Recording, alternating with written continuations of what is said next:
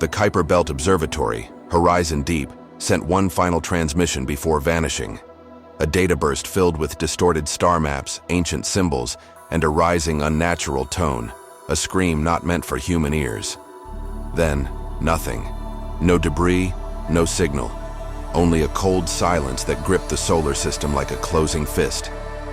Humanity realized something had heard us calling from the edge of known space.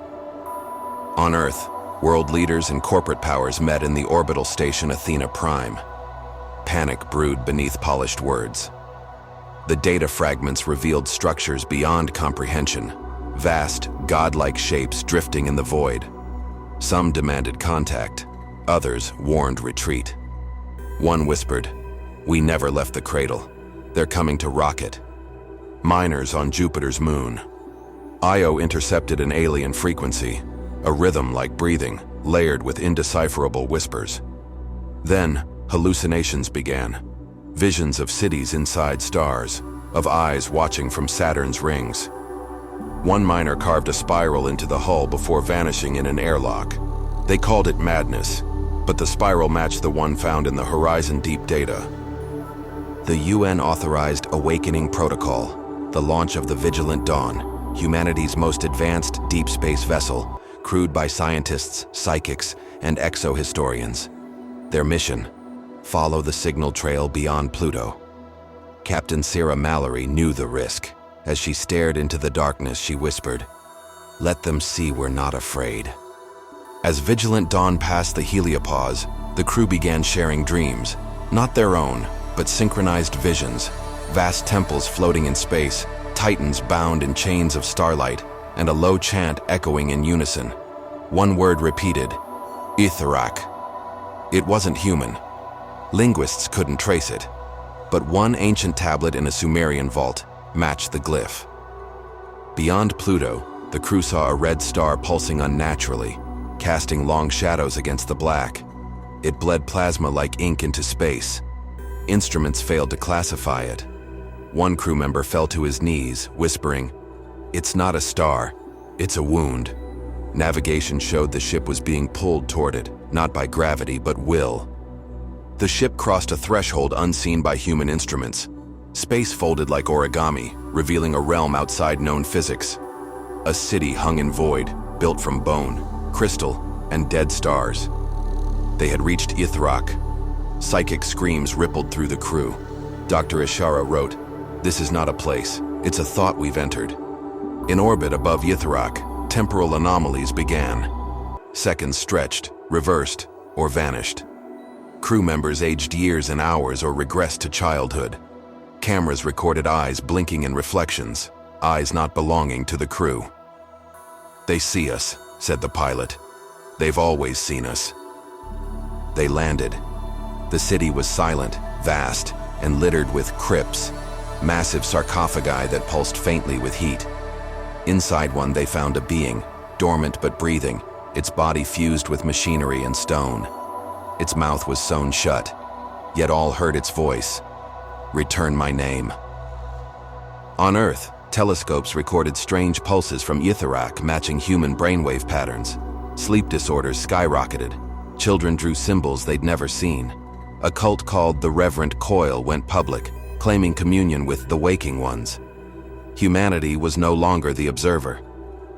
Within Itharak, the crew discovered a library, etched into obsidian monoliths suspended in anti-gravity. The texts were readable by touch, burning knowledge into the mind. Captain Mallory cried for 7 hours after brushing one. "They showed me everything," she whispered, "and nothing matters anymore." A transmission reached Earth. We were never meant to explore. We were meant to awaken them. The message cut off with a wet, gurgling laugh. On Earth, madness bloomed like a virus. People began to worship the dark. They didn't want answers. They wanted to serve. Memory itself began to erode. People forgot names, places, even languages. Others remembered lifetimes not their own. Lives lived on dead stars, under skies with 3 suns. Neuroscientists found no disease, only a new frequency pulsing from space. A consciousness older than time was rewriting minds. Captain Mallory stood before the largest crypt and spoke aloud the forbidden name, Thal-Jaran. The god awoke. A mouth opened in space, not in flesh. She offered herself. In return, it spoke. Then we shall play. Reality bent as it accepted. She screamed once, then was gone. Earth's skies split. Lights danced where no stars existed. Entire cities were taken and returned subtly wrong. Gravity twisted. Rain fell upward. Children sang songs in forgotten tongues. The game had begun. The old gods did not destroy. They amused themselves. The moon cracked open like an egg, revealing a machine nested inside, millennia old, not of Earth. It sent a signal. Player 1 acknowledged. Scientists wept. The moon had never been natural. It was the first piece in their board game. Several nations vanished in a blink. No explosion, no war, just gone. In their place, forests of crystal, oceans that whispered secrets, and towers built by unseen hands. Survivors remembered nothing. We were used, they said. People began to move without will, dancing in streets, writing prophecies in blood, laughing until collapse. They called it the puppeteer's touch. No one knew who'd be next. Some welcomed it. Others locked themselves away, but doors no longer held meaning. Ithrak tore free from its hiding place beyond space and appeared in Earth's orbit, a black cathedral the size of a moon. Its presence silenced all electronics. Time slowed. Oceans froze mid-wave. The gods had come to observe their board. Underground across the globe, vibrations grew. Subways derailed. Basements collapsed. From the depths, a voice spoke in all languages at once. Begin the offering. Every human knew what it meant. Every heart trembled. A generation of children born during the chaos displayed strange features: pupilless eyes, enhanced perception, immunity to fear. They called themselves children of the spiral. They didn't cry. They only watched. When asked what they were waiting for, they answered in unison: for the next move. Satellites began falling, not burning up but descending gently into precise geometric patterns. From above, they formed symbols, markers of territory, warnings to others. Earth was no longer neutral ground. It was a claimed piece in a much older war.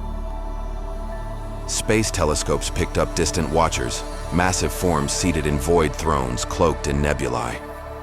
They did not move, but something about them screamed attention. Were they spectators, judges? No one knew, but Earth felt the weight of their gaze. Beneath the Sahara, archaeologists uncovered a gate, buried for 12,000 years. It opened on its own.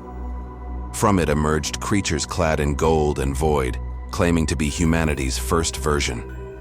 They bowed before the sky and said, "Our gods have returned." On the Pacific seabed, a biosynthetic AI designed to detect dark matter began sobbing. Its cry was human. It predicted every global event to the second until it began repeating, "They have not yet begun to play." Then it melted into organic tissue. A phenomenon swept Earth. People found their reflections no longer matched. Skin moved wrong. Eyes blinked too slowly. Those affected became turned. They were still human, but altered. Inside, they felt love only for the gods. A cosmic storm, formed of light, debris, and sound, struck Earth's upper atmosphere. As it passed, spiral-shaped burn marks appeared across continents. Those who touched them vanished for exactly 77 hours, and returned, knowing things no human should. A tower erupted in Antarctica, built in an instant of sound and ice. Atop it hovered a star that pulsed laughter. Any who approached began laughing uncontrollably, until their lungs burst. Yet millions tried, believing they would hear the punchline. The sun rose black one morning, light bending backward. Time reversed locally for hours. On that day, the dead walked, not as zombies, but as if nothing had happened. They spoke of the warm place where the gods play. Then they vanished again. One god planted a seed into Earth's core. Scientists detected a rhythmic pulse from deep within, like a growing heartbeat. Volcanic activity stopped. The planet held its breath. The gods weren't done. They were nurturing. Some begged the gods for mercy. Others defied them, creating bunkers, weapons, prayers. New religions, new technologies, new languages, born in days. Humanity split into factions, players, observers, and the lost. Constellations rearranged. Ancient star maps became keys to something larger. Mathematicians found codes within their new positions, coordinates, instructions, perhaps even warnings. Each discovery unlocked more impossible knowledge. One god broke the rules. It began consuming the other's creations. Planets disappeared, stars dimmed. The game was no longer friendly. The betrayer, once bound, now roamed freely. The others turned their gaze inward to stop it. The game narrowed. Earth was now the final piece. Gods manifested avatars on its surface, engaging through chosen humans, manipulating reality by proxy. Battles unfolded not in fire, but in paradoxes. The atmosphere cracked. Not physically, but perceptually. People saw multiple realities layered over each other, Earths that never were, futures and pasts stitched together. Reality was a veil, and it had torn. A woman in New Delhi spoke for 7 days straight without sleep, in every language ever known. She described the gods' true nature, not evil, not good, but bored. Their game was curiosity, their toy, life. Then she turned to ash. The children of the spiral offered themselves to the gods, teleporting as one into the void. Their disappearance caused the stars to blink in a new pattern. Something had changed. A god had been moved. A throne shattered among the gods. One fell, a scream felt across galaxies. It hit Earth in the form of a storm, destroying nothing but altering everything. People felt lighter.